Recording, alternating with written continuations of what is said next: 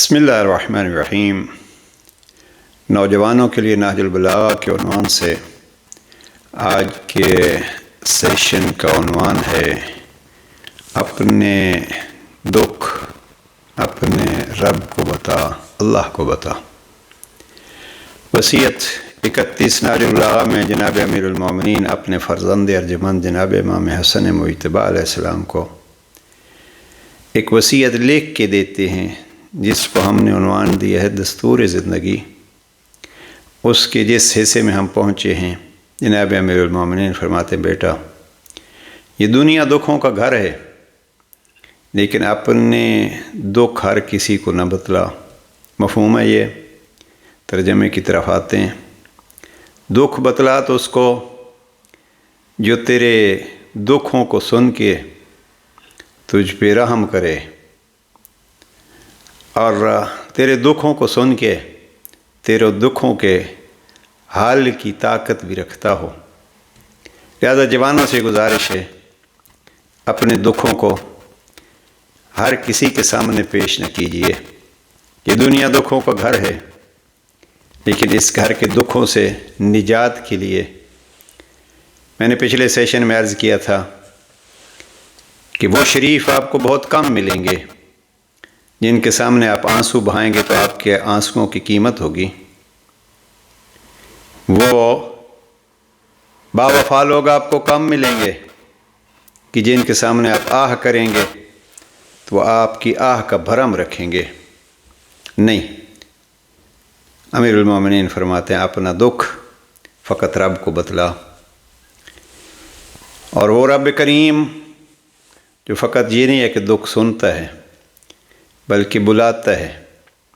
नहजुल बलागा का खुतबा 107 अगर देखिए, जनाब अमीर अलैहिस्सलाम अल्लाह की अज़मत बयान करते हुए जन्नत के नेमात का तज़किरा करते हैं और फ़रमाते हैं, फ़कत ये नहीं कि तूने हमारी मेहमानी के लिए वहाँ सारा कुछ मुहैया किया है, बल्कि उस मेहमानी के लिए बुलाने वाले रसूल भी भेजे हैं।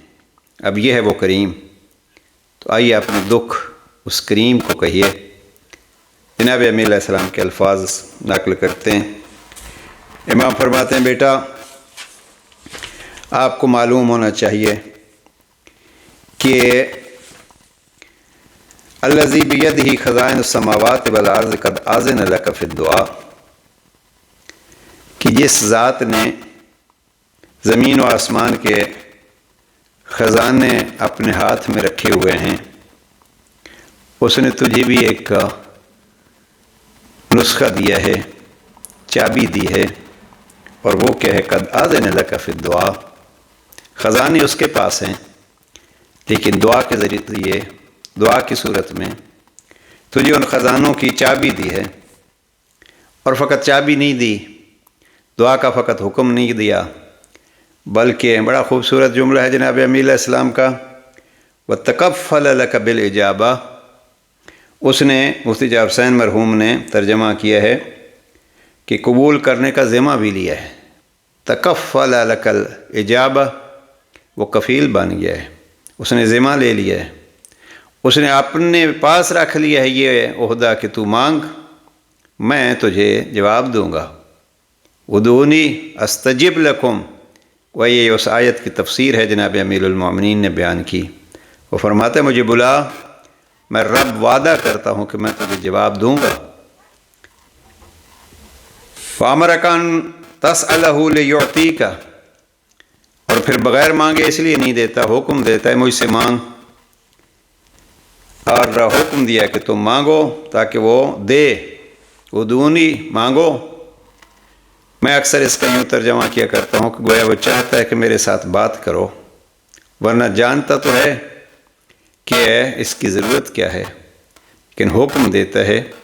और अगर कोई दुआ न करे तो उसको तकब्बुर कहता है। फसतरहमहु लियरहमक, खुद कहता है कि मुझसे रहम की दरख्वास्त करो ताकि मैं तुम पर रहम करूं।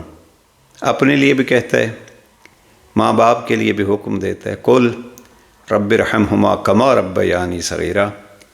अपने लिए भी रहम तलब करो, अपने माँ बाप के लिए भी रहम तलब करो। اس نے اپنے اور تمہارے درمیان دربان کھڑے نہیں کیے جو تمہیں روکتے ہوں، نہ تمہیں اس پر مجبور کیا ہے کہ تم کسی کو اس کے یہاں سفارش کے لیے لاؤ تب ہی کام ہو۔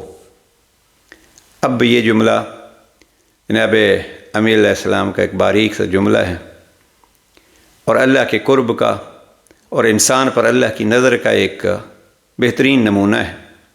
لیکن بعض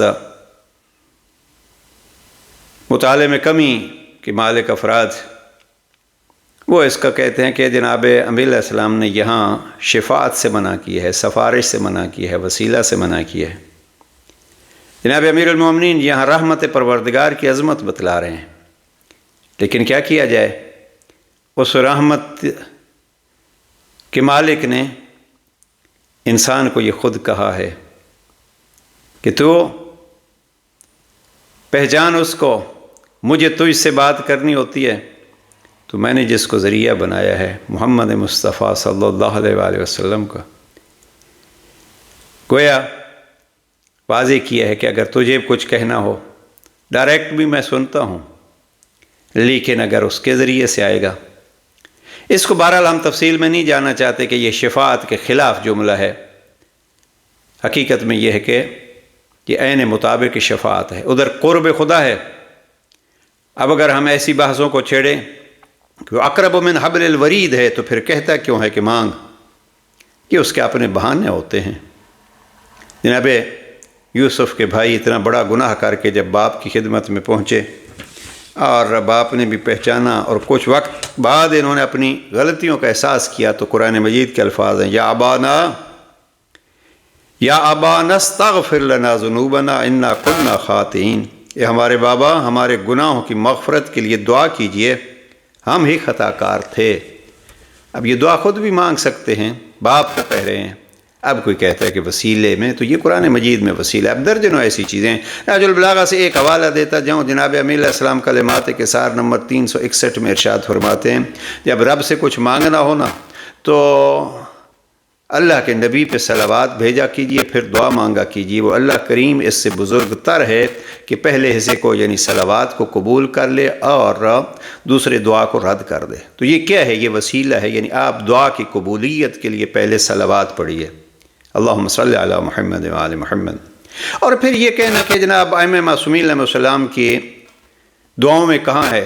دعاؤں کی بہترین کتاب صحیفہ سجادیہ ہے، اور میں دعوت دیتا ہوں ایک ایک دعا میں 20 دفعہ جناب امام زین العابدین علیہ السلام چند جملے کہتے ہیں اور پھر صلوات، یعنی دعا نمبر 20 کو اگر جا کے دیکھیے تو دعا نمبر 20 میں 20 مرتبہ دعا کے درمیان میں جناب امام زین العابدین علیہ السلام نے اللہم صلی علی محمد وآلہ کہا ہے۔ تو یہ کیا ہے؟ وہی وسیلہ جس کو جناب امیر علیہ السلام نے بیان کیا ہے، اس وسیلے کو جناب امام زین العابدین علیہ السلام نے دہرایا ہے۔ لہذا اس بات پہ اس سے زیادہ گفتگو کی ضرورت نہیں ہے، جو آدمی نہیں سمجھنا چاہتا وہ نہیں سمجھنا چاہتا، خواہ قرآن بھی اس کے سر پہ رکھ دیا جائے۔ پھر جناب امیر علیہ السلام آگے فرماتے ہیں کہ اور تم نے گناہ کیے ہوں تو اس نے تمہارے لیے توبہ کی گنجائش ختم نہیں کی ہے، یعنی گناہ کے باوجود بھی مایوس نہ ہو۔ یا عبادی الذین اسرفوا علی انفسہم لا تقنطوا من رحمت اللہ، اے وہ بندگان خدا جنہوں نے اپنے نفس کے ساتھ زیادتی کی ہے، رحمت خدا سے مایوس نہ ہو۔ یعنی یہ اللہ دعوت دے رہا ہے، یہ قرآن مجید کے الفاظ ہیں، اور اس سے مایوس نہ ہو اور نہ سزا دینے میں جلدی کی ہے، نہ توبہ اور نابت کے بعد وہ کبھی طعنہ دیتا ہے۔ عجب جملے ہیں۔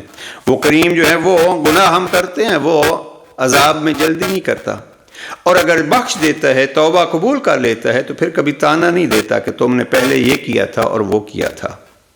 نہ ایسے موقعوں پر اس نے تمہیں رسوا کیا کہ جہاں تمہیں رسوا ہی ہونا چاہیے تھا، کام ہمارا فعل ہمارا ایسے تھا کہ ہمیں رسوا ہی ہونا چاہیے تھا، لیکن اس کریم نے ستار العیوب بن کے ایک طرف ہمارے گناہوں پہ پردہ ڈالا، دوسری طرف ہمارے معاف کر دیے گناہ۔ یہ ہے اس ذات کریم کے پاس ہی جاؤ اور اپنے دکھ درد اسی سے کہو، اور نہ اس نے توبہ کے قبول کرنے میں کڑی شرطیں لگا کر تمہارے ساتھ سخت گیری کی ہے۔ کیا کہیں، ایک ایک جملہ ایک ایک موضوع ہے مکمل۔ ہم گناہ کرتے رہے، وہ بلاتا رہا، توبہ کے لیے کہا تو کوئی کڑی شرط نہیں لگائی، بلکہ اگر کبھی کوئی رات کی تاریکی میں چند آنسو بہا لیتا ہے تو وہ کریم کہتا ہے کہ یہ آنسو آپ کے جہنم کی آگ کو بھی بجھا سکتے ہیں۔ نہ گناہ کے بارے میں تم سے سختی کے ساتھ جرح کرتا ہے، کیا ہے تو یہ نہیں کہتا کیوں کیا ہے اور کب کیا ہے اور کس لیے کیا ہے، آتا ہے اپنے نفس کے ساتھ زیادتی کی ہے تو تو صحیح، تو آ جا میں تجھے معاف کر دوں گا۔ اور نہ اپنی رحمت سے مایوس کرتا ہے، بلکہ اس نے گناہ سے کنارہ کشی کو بھی ایک نیکی قرار دیا ہے، اور برائی ایک ہو تو اسے پھر وہی عرض ہے، یہ قرآن مجید کی تفسیر ہے، قرآن مجید کی آیات کی طرف اشارہ ہے، اور برائی ایک ہو تو اسے ایک برائی اور نیکی ایک ہو تو اسے 10 نیکیوں کے برابر ٹھہرایا ہے۔ اس نے توبہ کا دروازہ کھول رکھا ہے، جب بھی اسے پکارو وہ تمہاری سنتا ہے۔ اَمَّن یُجِیبُ الْمُضْطَرَّ اِذَا دَعَاهُ، جب اس کو مضطر پکارتا ہے، جب بھی اس کو پکارتا ہے، اور جب بھی راز و نیاز کرتے ہوئے اس سے کچھ کہو وہ جان لیتا ہے۔ تم اسی سے مرادیں مانگتے ہو، اور یوں کہوں کہ بس اسی سے ہی مانگو، اور اسی کے سامنے دل کے بھید کھولتے ہو، اسی سے اپنے دکھ درد کا رونا روتے ہو، اور مصیبتوں سے نکالنے کی التجا کرتے ہو، اور اپنے کاموں میں مدد مانگتے ہو، اور اس کی رحمت کے خزانوں سے وہ چیزیں طلب کرتے ہو جن کے دینے پر اور کوئی قدرت نہیں رکھتا، جیسے عمروں میں درازی عمر مانگنی ہے تو اسی سے، جسمانی صحت و توانائی، اور رزق میں وسعت، یہ ہے وہ کریم۔ یہ ساری چیزیں بھی، لیکن ایک ایک جملہ واقعاً کہ راز اپنے دل کے کہنے ہیں تو اس مالک سے کہو جو اس کا مداوع بھی کر سکتا ہے، رحیم بھی ہے اور قادر بھی ہے۔ پروردگار ہمارے گناہوں کو معاف فرمائے اور جو حاجات رکھتے ہیں ان کو پورا فرمائے۔ والسلام علیکم ورحمۃ اللہ۔